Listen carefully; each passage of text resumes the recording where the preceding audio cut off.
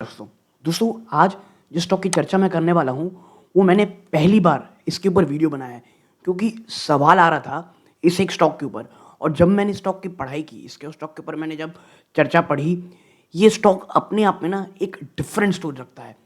ऊपरी स्तरों में आपको दिखेगा कि भैया 40% की यहाँ पर आपको स्टॉक गिरावट दिखा रहा है, ज़बरदस्त पैनिक है। बट स्ट्रक्चरल एसेट वैल्यू की जब ऊपर जाते हो, tangible asset foundation, critical infrastructure और डेटा कैपिटल और डेटा इंटीग्रिटी, इस प्रकार के बिजनेसेस में हिडन इन्वेस्टमेंट है इस एक कंपनी का।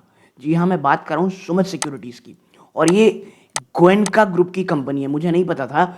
जो भी रिटेल इन्वेस्टर हैं दो तीन जिन्होंने इस स्टॉक के ऊपर सवाल किया है, मैं उन्हें बहुत बहुत धन्यवाद देना चाहूँगा क्योंकि मुझे इस स्टॉक के ऊपर चर्चा करने को मिल रही है। ठीक है, वीडियो को अंत तक देखिएगा। बहुत यूनिक बिजनेस है। आने वाले क्वार्टर क्यों स्टॉक के लिए one of the top notch रहते हैं, और अगर आप स्टॉक में निवेश कर रहे हो तो किस प्रकार की इन्वेस्टमेंट आपकी कह सकते हैं जर्नी होगी आगे, इसको ध्यान में रखना है। रिक्वेस्ट आपसे एक है, सब्सक्राइब करके लाइक ज़रूर कीजिएगा। नाउ सबसे पहले, रिटेल पैनिक आखिर क्यों है?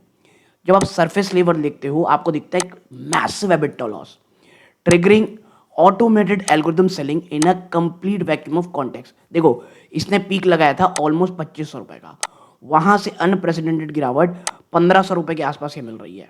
ठीक है, और आप देखें Q4 का कंसोलिडेटेड रिजल्ट मात्र 11.43 करोड़ का इसमें ऑपरेटिंग रेवेन्यू है और लॉस 23.24 करोड़ का लॉस दिख रहा है।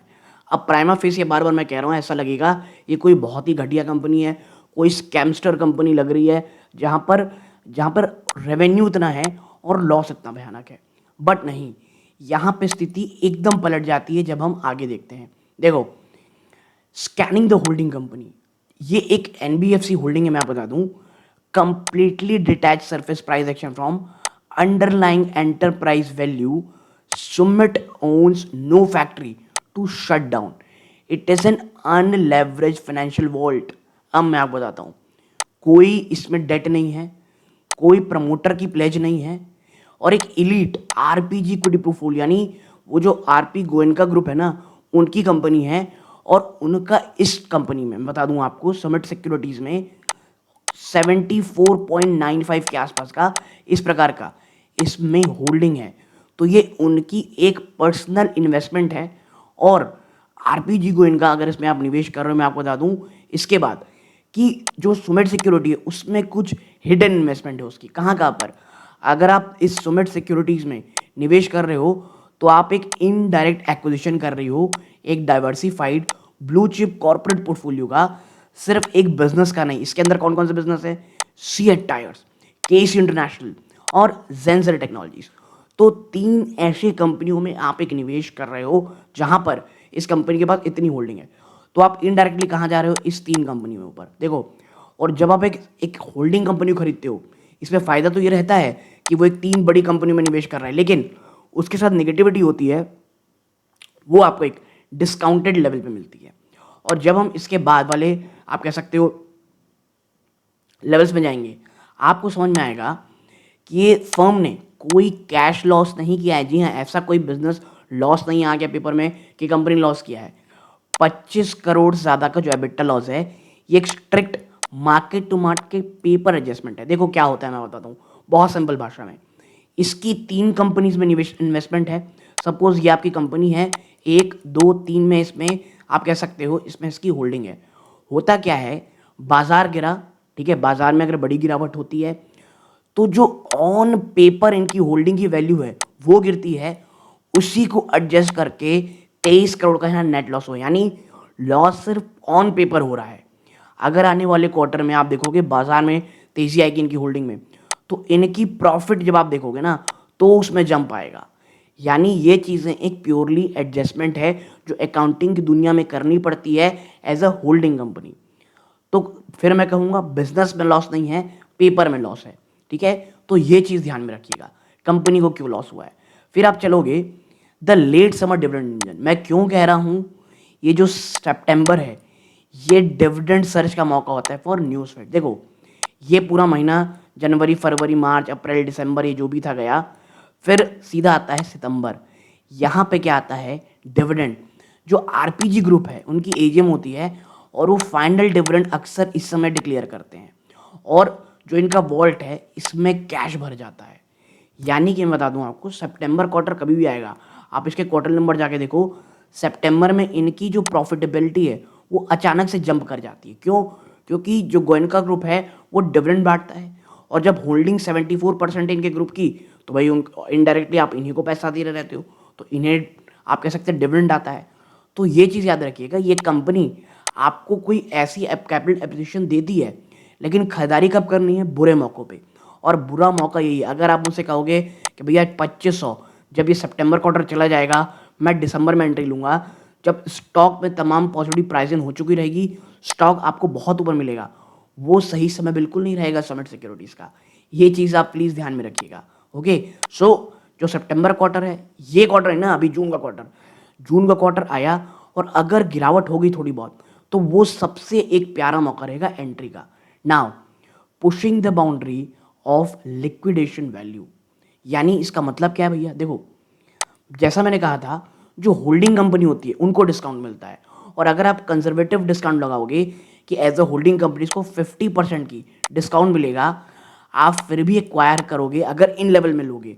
एक प्रीमियम डिविडेंड कैश फ्लो और एक equity compounding absolute liquid pricing में, आप समझिए, अगर आप इसकी ओरिजिनल वैल्यू में जाओगे, 3000 रुपये ज़्यादा की रिपोर्टेड बुक वैल्यू है, यानी price to book value multiple ये आधे में मिल रही है आपको, नियरली 60% डिस्काउंट में।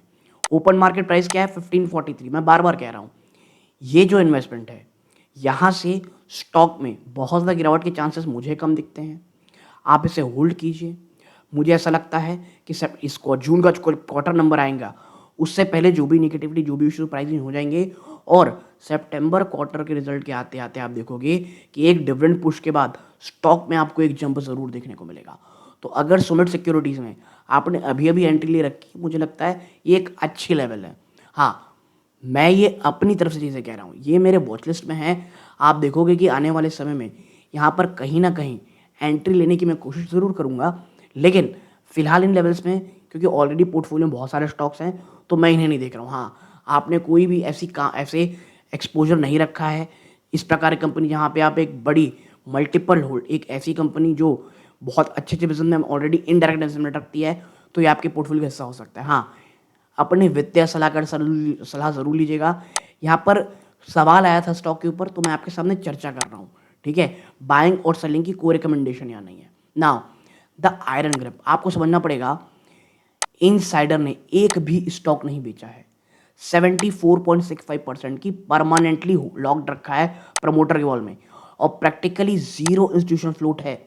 और जो रिसेंट क्रैश है वो एक प्योर रिटेल पैनिक था इन अ सीवियर लिक्विडिटी वैक्यूम। देखो, ऑलमोस्ट 75% है इसमें इन्वेस्टमेंट है, ठीक है, एलएलपी प्रमोटर का।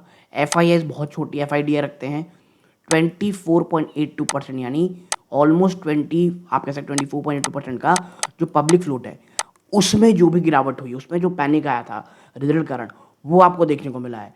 प्रमोटर ने 1 रुपये नहीं बेचा इसमें। प्रमोटर होल्डिंग कंप्लीटली अनचेंज है 40% क्रैश के बावजूद, ये आपको ध्यान में रखना है ना। टेक्निकल चीज़ें आप पॉज करके पढ़ना चाहते हो पढ़ सकते हो, ठीक है, ये प्योरली एआई फ्रंट में है। अगर आपको जानना है कि ब्रेकआउट रेजिस्टेंस वो कौन सा लेवल जहाँ पे शानदार रैली सीधी शुरू होगी, तो वह ऑलमोस्ट 1890 यानी 1900 के आसपास, और डीप डिस्काउंट मैंडेट 1450 से 1312, यानी 1300 लेकर के 1500 के 1400 के बीच, ये लेवल सुमित सिक्योरिटीज़ के लिए one of the best level होता है एक्यूमुलेशन का खरीदारी करने का, ठीक है, ऑन बॉटम फिशिंग के लिए ना। So what is smart money verdict क्या कहती है? तो देखो, ये जो 40% क्रैश है ना, ये एक एल्गोरिदम ट्रैप है रिटेल के लिए, बट एक ऑप्टिमाइज एंट्री विंडो है उन पेशेंट वैल्यू। ये देखो, याद रखिएगा, ये 3 वर्ड तमाम चीज़ों को बहुत अच्छे समराइज कर रहे हैं। एक तो अंदर आपके अंदर पेशेंस होना चाहिए, और आप एक वैल्यू इन्वेस्टर होने चाहिए, मोमेंटम इन्वेस्टर नहीं, ठीक है, जो एनबीएफसी के आर्किटेक्चर को, और स्पेशली वो कंपनी जो इनडायरेक्टली बड़े होल्डिंग में अपनी जो बड़ी कंपनीज में होल्डिंग रखती हैं, उसको ले सकते हो भाई। एल्गोरिथमिक स्कैनर क्या देखते हैं, 40% गिरावट हो गई, लॉस पे लॉस है, ठीक है, ब्लाइंड ऑटोमेटिक सेलिंग शुरू हो जाती है। बट फॉरेंसिक वैल्यू इन्वेस्टर क्या देख रहे हैं? आप एक ऐसी कंपनी में निवेश कर रहे हो एज अ वैल्यू इन्वेस्टर जिसका प्राइस टू बुक वैल्यू आधा है, ठीक है, जिसमें कोई कर्जा नहीं है, इसमें जो भी एडजस्टमेंट हुई है पेपर में लॉस हुआ है कंपनी को, सितंबर डिविडेंड फ्लड इनकमिंग आने वाली है, मैसिव डिविडेंड आता है तो वो एक लेवल आएगा, कोई प्लेज परसेंटेज नहीं है और शानदार क्लेमिंग है, एक्यूमुलेशन 1312। देखो यार 1300 में अगर आया, मैं आपको बता दूं मेरी या मेरी फैमिली में यहाँ पे एक्यूमुलेशन में ज़रूर करवाऊंगा, ठीक है, बट वो में ऐसा लेवल रहेगा कि आने के चांसेस होंगे, मुझे कम लगता है क्योंकि पहले इसे 1500 के एक बड़े साइकोलॉजिकल सपोर्ट को तोड़ना पड़ेगा, ठीक है। तो मुझे ऐसा लगता है अगर आपने अभी तक कोई एंट्री नहीं है, आप अपने वित्तीय सलाहकार से पूछें तो ये लेवल्स एक्यूमुलेशन पहला अच्छा है और उसके बाद 1300 के पास पास एक बहुत अच्छा लेवल है। ओके, हाँ, कोई भी खरीदारी करो प्लीज़ अपने वित्तीय सलाह लो। यहाँ पर मैंने जो भी जानकारी आपके सामने रखी है, इस प्रकार के अन्य स्टॉक में आपको चर्चा करानी हो तो कमेंट बॉक्स में मुझे ज़रूर बताइएगा। ये इस वीडियो का अंत है। जय हिंद दोस्तों।